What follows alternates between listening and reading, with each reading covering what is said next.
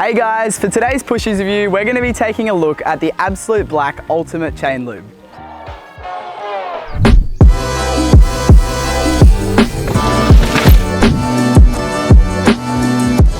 This chain lube is taking the cycling world by storm with its amazing longevity, incredibly low friction, and great resistance to dirt, water, and mud. In simple terms, it's a wax-based water emulsion with high purity graphene that is liquid when applied and becomes almost solid when it dries on your chain. Wax-based lubricants also exhibit far greater tolerance to water and dirt. To apply this chain lube, Absolute Black recommend getting a brand new chain. You will then soak it in a solvent like white spirit or mineral turps to completely rid the chain of the factory grease. Shake the chain in the bag after it's been in for about 20 to 60 minutes and let it dry fully. This may take between 2 to 12 hours. You can now put around 50 mils of Absolute Black chain lube into a bag and fully immerse the chain.